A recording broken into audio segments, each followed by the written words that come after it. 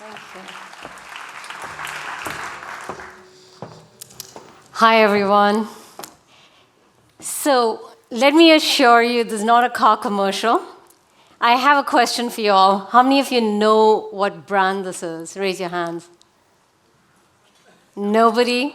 Not one? If I say BYD, does that ring a bell? No? Okay, where's it from? Okay, what does BYD stand for? Anyone? Build your dreams. Build your dreams, yes. All right. So a decade ago, Elon Musk has an opinion about BYD, so have a listen. Although there's competitors now ramping up, and as you're familiar with BYD, which is also on the West Coast, I think they're ramping up production of their electric vehicles. Warren Buffett owns 10% stake in that. Why do you laugh? BYD is trying to compete. Why do you laugh? Have you seen their car? Have you seen their car? All right, fast forward 2024. BYD overtakes Tesla as a new electric car king. What does Elon Musk have to say about that? Well, he's like telling the Europeans, please build barriers, because if there's no trade barriers established, BYD will pretty much demolish most other car companies in the world. They're extremely good. Basically, have you seen their car indeed? So look, this is just one of the many examples of how the West overestimates itself and underestimates the rest of the world. And why is that so? Look, I get it. I mean, we've been fed on a media diet for decades on a particular kind of narratives of what the world out there is, right? So let's do a thought experiment. I'm going to come up with some terms and just picture it in your head. If I tell you to think about an African child, what comes to your head? Think about it. African child. Maybe it's this image. Or if I tell you, what do you think about if I say an Indian city? What comes to your head, right? Maybe something, crowded and a little dirty and a little slummy, right? Or if I tell you Mexico, get past the tequila shots and the sombreros, what are you thinking now? Maybe you've been watching Narcos for the 10th time, or the Queen of the South, or gazillion cartel television series, right? So, also take the case of China. There are two big narratives. One is the usual America versus China, blah, blah, blah, trade wars, or Chinese authoritarianism. But there's one story that just doesn't seem to stick, but is a really important story, which is that China, a couple of decades ago, was one of the poorest countries in the world, right? And today, it's the second biggest economy in the world. In fact, what happened is that it brought the largest number of poor people out of poverty in the shortest amount of time. And not just that. What they did was something that no other country has been able to do, which is build a formidable competition to the mega Silicon Valley with extraordinarily deep pockets. So what it did was basically send a signal to the world saying, hey, if you have very limited resources, you can still stand up and beat the big tech titans with scarce resources. And how is that not a hopeful story, right? Which needs to be told. The fact is that the global south is no longer what it used to be, We're talking about 85% of the world's population who lives in Latin America, right? Africa, Middle East, and Asia. 90% of young people today on this planet, 90, live in these regions. So we really should get their stories right. I come from India, and from a town called Bangalore. I say town as a city, but in Indian scale. Well, anyway. And I went to an Irish convent school with these horrible nuns, because there were very few schools in town at that time, which were pretty good. And basically, I was under the license Raj. So I grew up under the license Raj, which, does that ring a bell? Anyone knows what the license Raj is? No?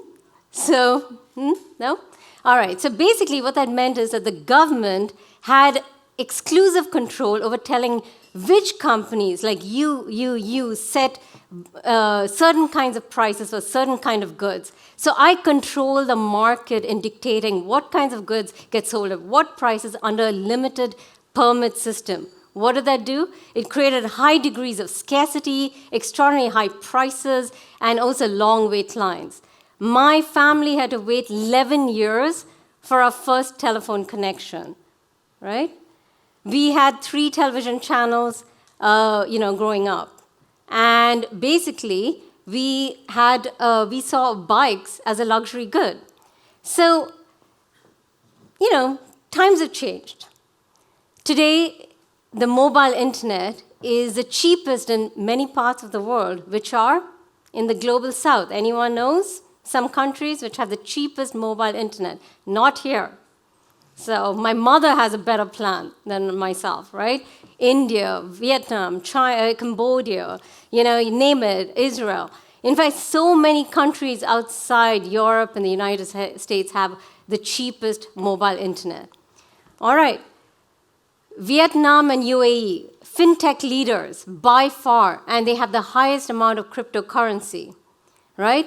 And India has gone ahead and done something fascinating. They have built an unprecedented public digital infrastructure called the India Stack. And let me tell you what this means and why you should get excited, right? So if you're a typical digital entrepreneur, your margins are slim. So say you have this ambition of building your own app. You would have paid this mafia price commission of 25-30% to the Android and iOS of today, right? But what India Stack does is something different. It is built on open source, and so you can, from any part of the world, in fact, not just in India, use this platform to, build and run your apps for free. And what this actually does is it actually pushes against the big tech and makes the market start working again. And guess what? This is what Europe has been trying to do for decades with their deep pockets, and India went ahead with fraction of their resources. And this should give us hope, because we keep talking about all tech. This is all tech, but it has already been instrumentalized, and it's applied right now, and we can use it and adopt it if we stop thinking that the ideas have to come only from us, right? So I'm a digital anthropologist, which is basically a fancy way of saying I just look at how people use digital tools in their everyday lives. And I've been studying populations, particularly young people in Brazil, India, Nigeria, for over 2 decades. And I can reassure you that regardless of the context, they're very enthusiastic about the digital media and new tech, despite the risks and harms. And I'm not underplaying that, but they are optimistic, and here's why. Well, for starters, they're young. It's really important to remember this is a very young demographic. But it's also something else. Majority of these young people in the West, outside the West, are never going to have the sort of dating life. They're going to have an arranged marriage. 98% of the population tends to have an arranged marriage. They probably will never go on a date in their life.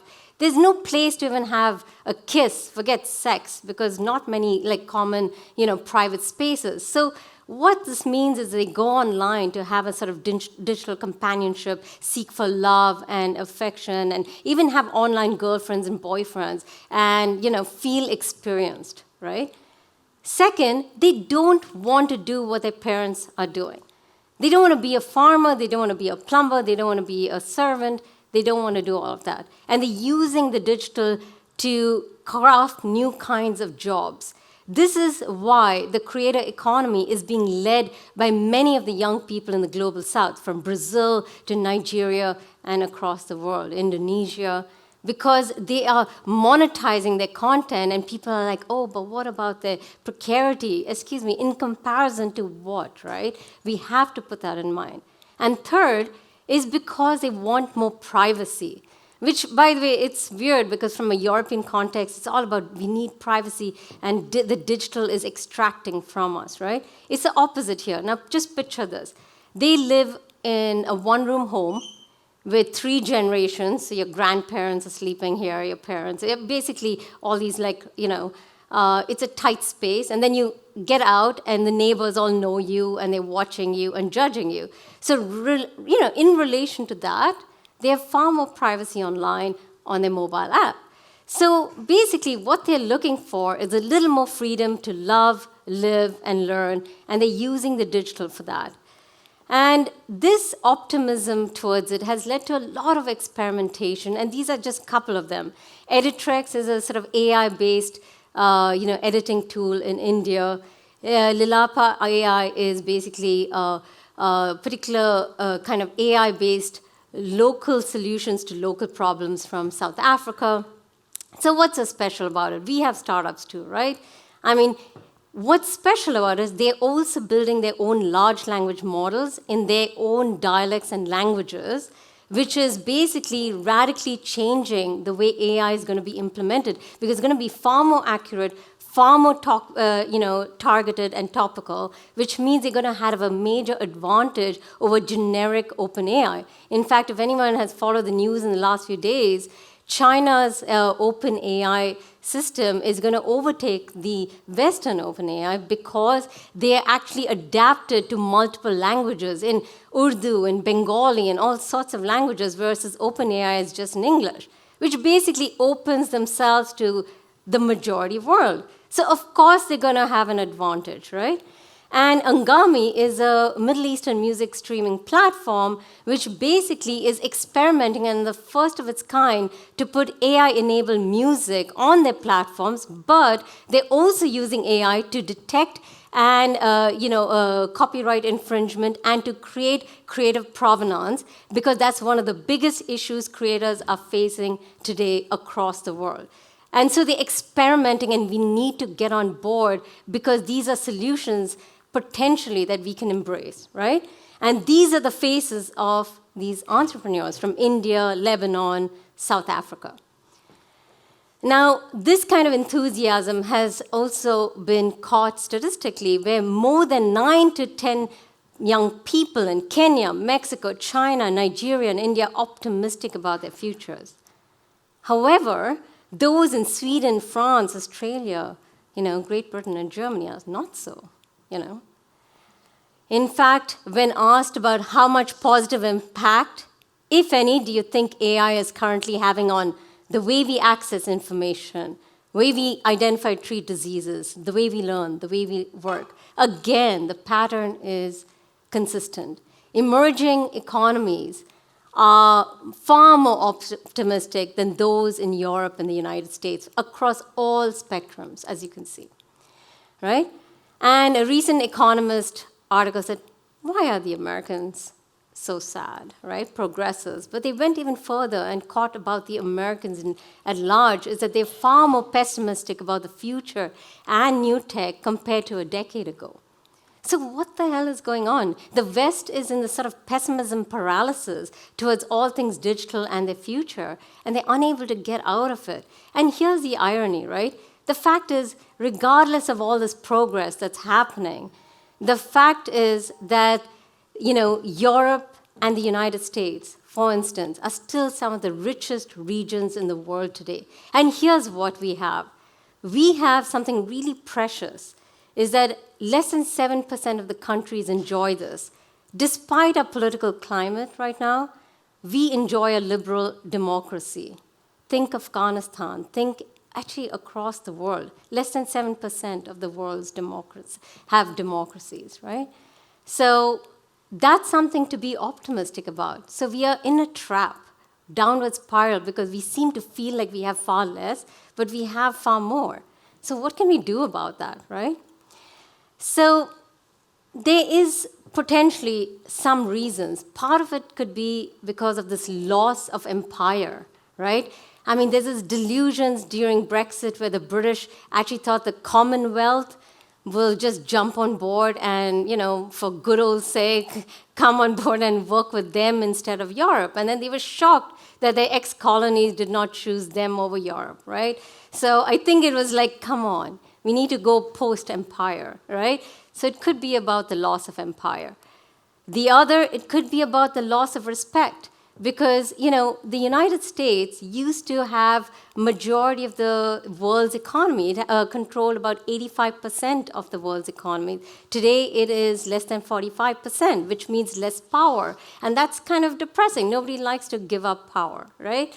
And then you have this idea of the fear of loss of control. So, the strange cultures coming in. It's a threat to our life, our way of life, etc. I mean, you know these narratives. It's not new, right? I mean, there is a fear of the unknown, and I'm not going to undermine it. I mean, it happens across board, including in the global south. We're not going to make this a West and the rest story. But the fact is people want to come here because we have liberal democracies. That's huge. We have opportunities. And I can come up with the opposite narrative. I can remind you that the United States, 36% of all the tech patents ever done are from immigrants, right? That's a pretty powerful statistic. So that should be interesting. Or that if the Europeans want to be ahead in this race, they need to embrace immigrants because that's their way out. Because they are hungry for change, they're ready for experimentation, and they want a future because they've come against all odds. And we want to leverage on that, right? But then I would come up with another opposite and singular boring story because it's like, I don't want these sort of singular monochromatic stories. We need to sort of go past this binary. So this is why I wrote my new book, From Pessimism to Promise, because I want to remind us about why we should be optimistic. Because there's a lot to be optimistic about. These stories need to be told, retold, Yes, well, that's why even more so, we need to come up with solutions. Because pessimism is a privilege for those who can afford to despair. You can say climate, but people are not ready to sit around because the global south is at the forefront of the impacts disproportionately. So if they can be optimistic, despite the fact that they're going to be the first to be hit and the first to be highly impacted, then so can we be optimistic. Because look, no good ideas have come from a point of despair. Have you gotten depressed and then said, I'm going to change the world? Right? It's really hard. You need to get together, and basically we should embrace good ideas from anywhere. It doesn't matter because it's a luxury to even get caught up in the binary between the West and the rest. Is AI good or bad? We need to get all hands on deck to resolve some of the most formidable problems we face today, including the climate crisis, inequality, and the rest. Because we have to be optimistic because we have no choice but to if we want a future. And we do want a future for ourselves, for the climate, and for all of us, right? Together, we can actually achieve that. So I hope you will, get your hopes up with me, and we can make a change. So thank you.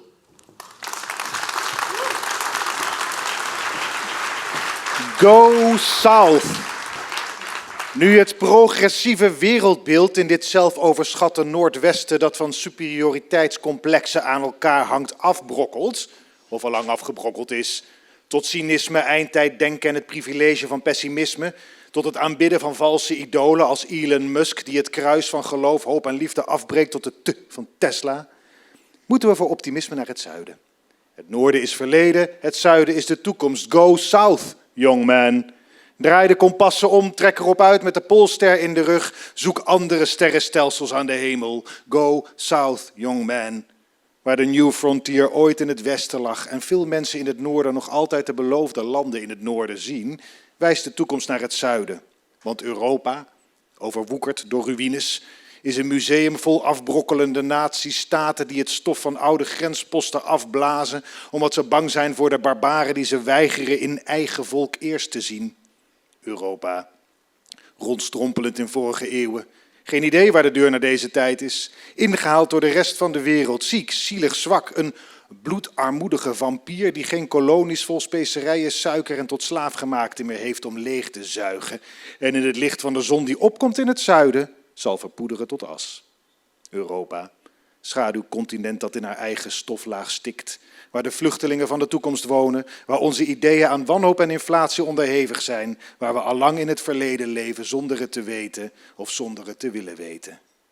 Maar de zon gaat onder in het noorden. De toekomst is onder ons, want de toekomst ligt in het zuiden.